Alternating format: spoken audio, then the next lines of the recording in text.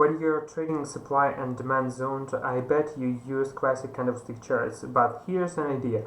What if I use Heiken Ashi candlesticks? Would it improve your results? 100% yes. Today I'm showing you my unique way to trade supply and demand areas without noise using Heiken Ashi. And if you want to show your support, please leave us a like to help with YouTube algorithms.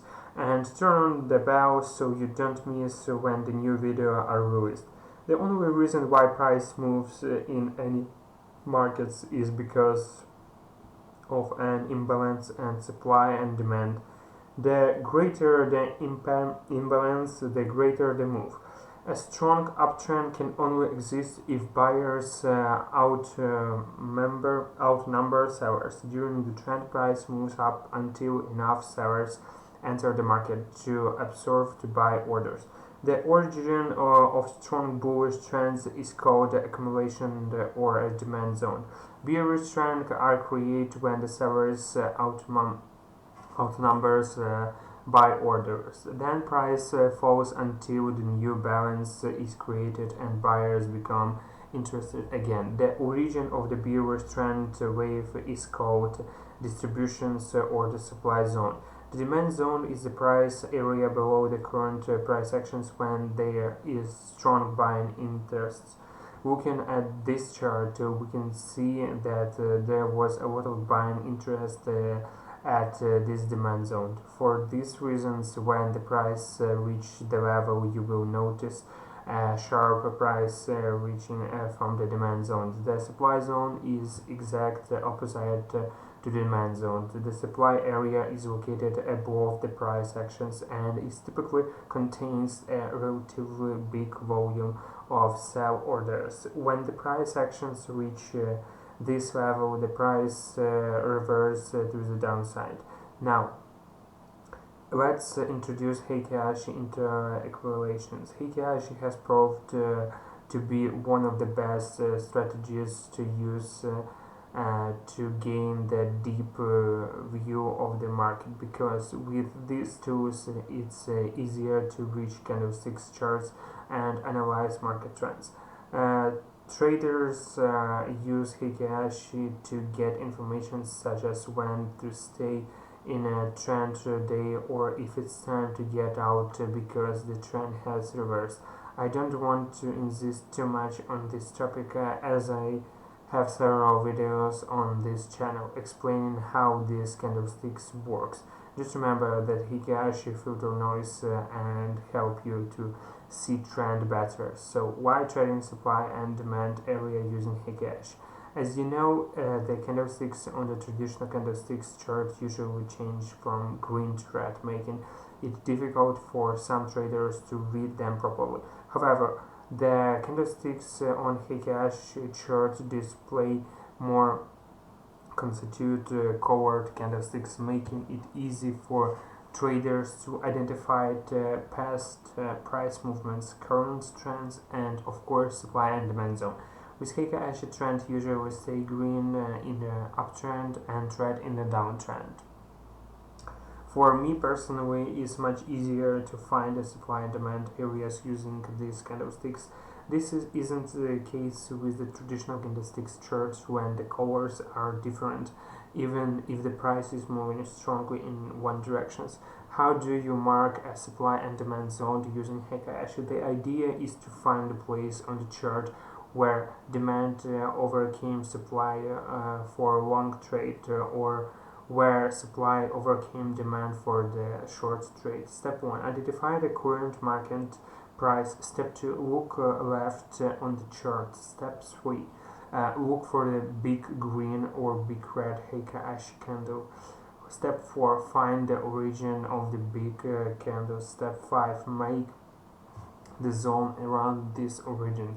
Since the Heiken Ashi candle starts from the middle of the previous candles, I have to come up with a slightly different way to mark these areas compared to classic candlestick. For a supply zone, I search the last bullish Heiken Ashi candles before the drop. Once you are done this, you need to drag retracement up to the most recent high before the drop. for a demand zone. I look for the most recent bearish candles before the up move to the drug retains down to the most recent low below the up move. Supply and demand levels can be fresh. It means price has not pulled back yet. It's an understand level, not non-fresh. Price has pulled back to it at least once used up. Price has pulled back to the level several times, and these are not good for the trading fools, like maybe some scalping traders. Plotting these areas should be done with the logistical and organized approach. Often supply and demand trades tend to pollute charts with tens of levels where the whole meaning of anticipating the rejections lose the value. So try keep your chart clean.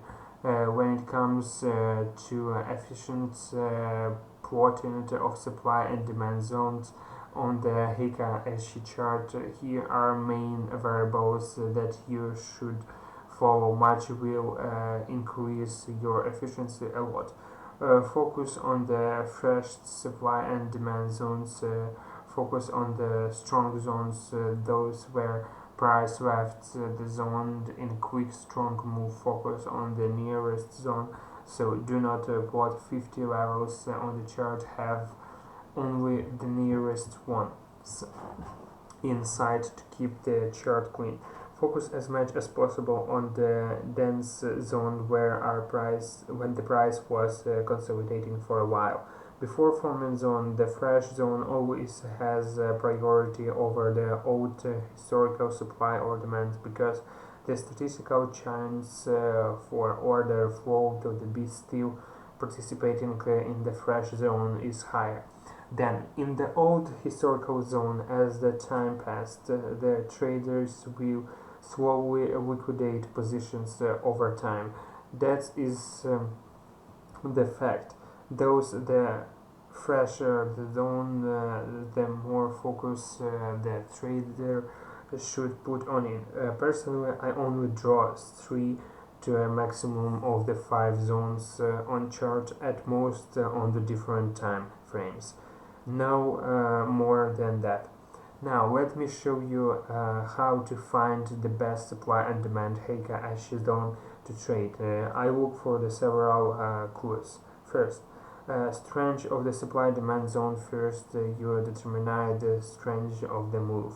How did price levels the level? The strong the price moves.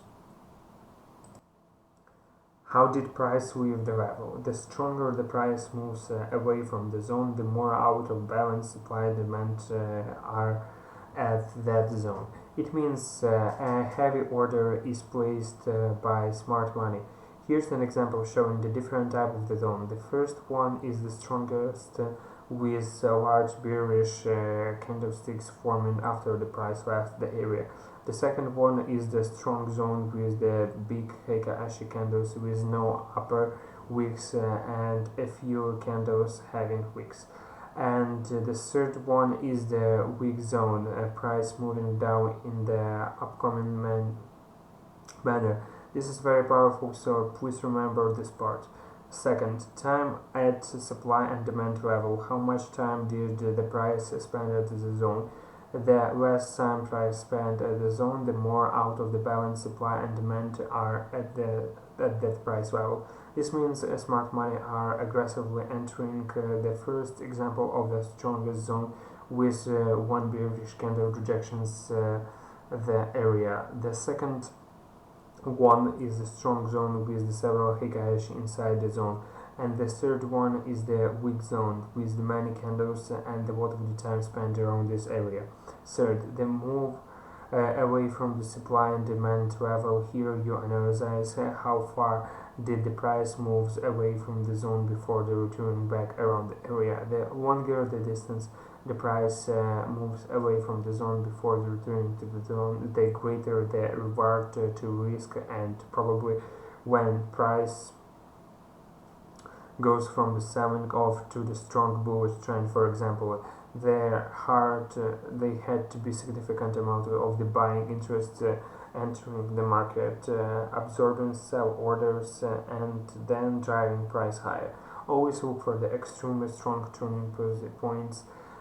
These are the high probability price levels for fractions of the base number of the rules is supply and demand trading. First time retrace to the base is the stronger to enter. If you trade of supply areas, always make sure the zone is still fresh, which means that after the initial creating of the zone, place has not come back to it yet. Each time price revisits a supply zone, more and more previously unfilled orders are filled, and the levels is weakened continuously. This is also true for the support and resistance trading level, where levels get weaker with each following bonus. The rules of supply and demand trading using Heiken Ashi are simple.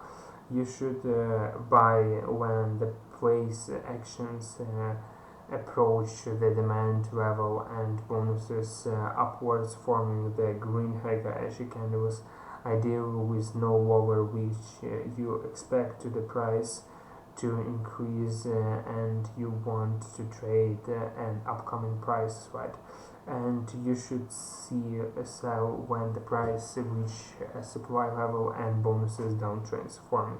I like Heiken Ashi candles ideally with no upper shadows. You would put a strong loss order or right below the demand area when you are losing the market.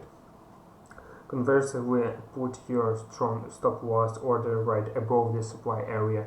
The most common approach is to hold your trades until the price actions reach an opposite level on the chart. So, if you are trading long to demand level and should hold your trade until the price actions reach the next supply zone on the chart. On your could close a part of your positions after Heiken Ashi color change. How to define the trend using the supply and demand and Heiken Ashi. Since we are the primary working with the supply and demand imbalance on Heiken Ashi chart, making a high high or a low low does not necessarily mean the exceeding trend will continue. Here's my pro tip 1. In the uptrend, demand areas are being reserved, supply areas being taken out. So the higher highs should move previously supply to validate the demand zone. Second, in the downtrend, supply areas are being restricted, demand areas are being taken out. A lower should remove previously demand to validate the supply zone. This type of analysis will help you to avoid defining the strong Heiken Ashi or supply or demand zone. In the downtrend, supply areas are constantly respected and demanded areas are taken out. In uptrend, supply areas are taken out while demand areas are respected. As simple as that. And another tip to look at your D1 or H4 chart and see what is going with the supply and demand areas in the control and decide which directions to trade. Once you know that what directions you want to go, located lower time frames, supply or demand areas with a strong move away, winter time at the level and also fresh level. Now, it's important to understand that this can be several periods of the accumulations during the uptrend and several periods of the distribution during the downtrend. This means that there are supply and demand reversal patterns and supply and demand continual patterns.